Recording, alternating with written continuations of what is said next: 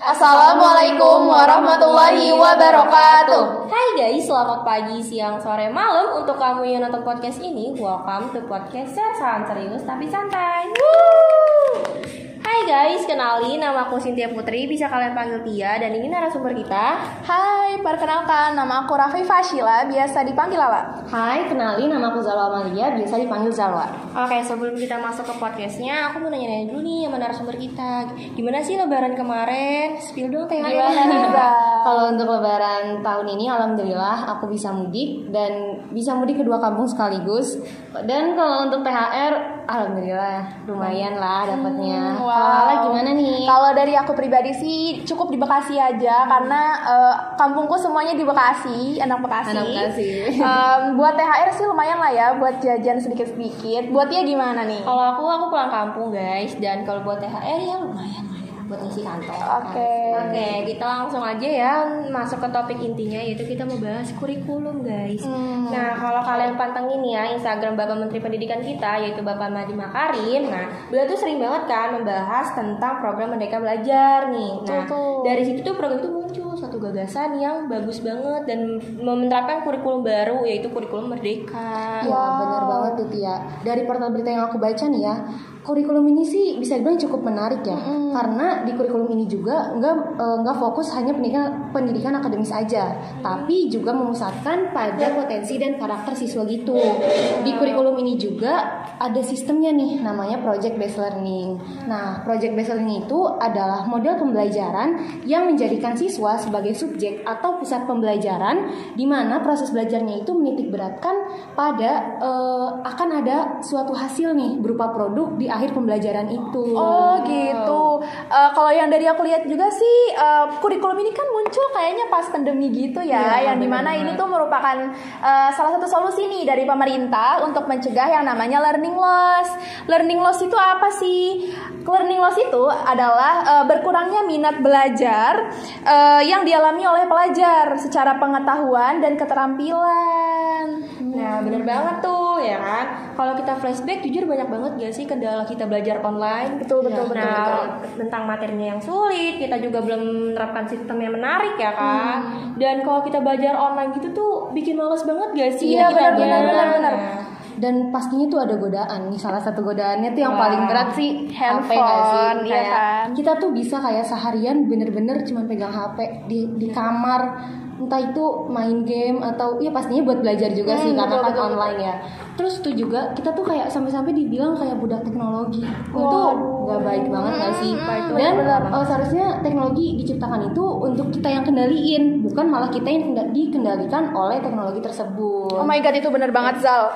Dari hasil surveiku sih, mostly nih kesulitan pelajar Indonesia saat ini itu belum bisa nih memanage waktu dengan cukup baik antara waktu belajar dan waktu spend time, entah itu dengan teman atau keluarga, akibat tidak teraturnya jadwal yang seperti biasanya gitu. Iya, FYI kalian tahu gak sih kalau sifat ini tuh masih opsional guys. Pelaksanaan pendirian ini tuh belum dihebohkan karena katanya mau diterapkan pada semester genap tahun 2022 ini. Maka dari itu kita tuh diterapkan setiap tahun satuan pendidikan ya guys, karena itu setiap satuan pendidikan harus sudah menyiapkan kurikulum ini. Kalau boleh beropini nih ya, sejujurnya nih aku sebagai pelajar nih ngerasa fine-fine aja sih sama penerapan kurikulum ini, asalkan ini udah dipersiapin dengan matang lah dan diriset dengan cukup baik agar tujuan yang diinginkan tuh tercapai. Dengan begitu diharapkan kurikulum ini akan membawa dan memudahkan menggiring para pelajar untuk menjadi para pelajar yang bersifat aktif dan lebih positif lagi. Bener gak sih Zal?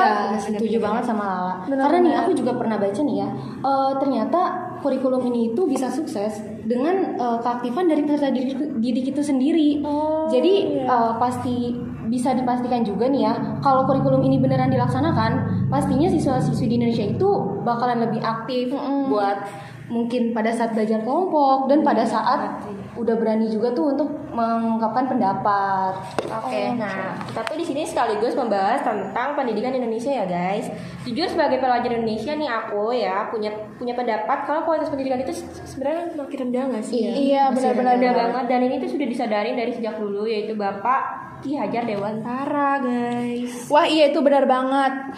Beliau itu memiliki perjuangan yang cukup besar loh buat menyadarkan nih masyarakat Indonesia kalau misalkan pendidikan itu penting banget pada saat itu. Ternyata beliau itu kerja keras banget untuk membangun pendidikan itu menjadi lebih baik. Dan salah satu buktinya adalah Taman Siswa di Yogyakarta. Iya benar banget tuh lah. Dan pada saat itu juga nih ya, masyarakat Indonesia itu belum sadar banget nih soal pendidikan. Kayak mereka tuh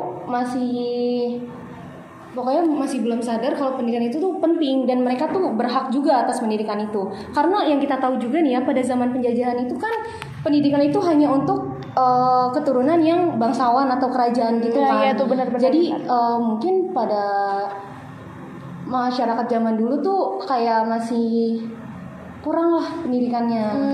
Itu benar banget sih. Nah berarti kita kan dari situ tuh bisa ambil nilai nih kalau Belanda tuh ternyata paham dan tahu banget kalau misalkan the power of pendidikan itu bisa mengancam mereka. Tapi sayangnya kebanyakan masyarakat Indonesia saat ini itu masih belum bisa aware dan kurang peduli sama hal itu. Benar banget. Wah keren banget nih ya pendapat opini dari narasumber kita.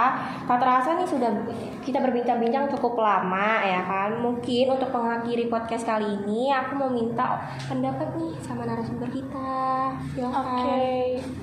Kalau dari aku, untuk semua pelajar Indonesia, pokoknya tuh harus semangat dan rajin belajar. Terus gali terus potensi yang ada dalam diri kalian, baik itu di bidang seni, musik, dan lain sebagainya.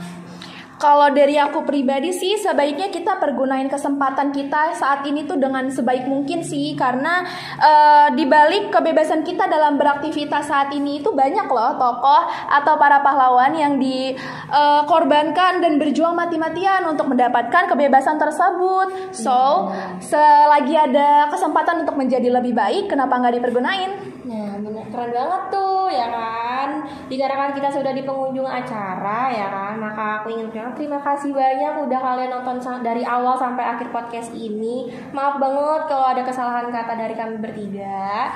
Sekian, terima kasih. Wassalamualaikum warahmatullahi wabarakatuh. Dah.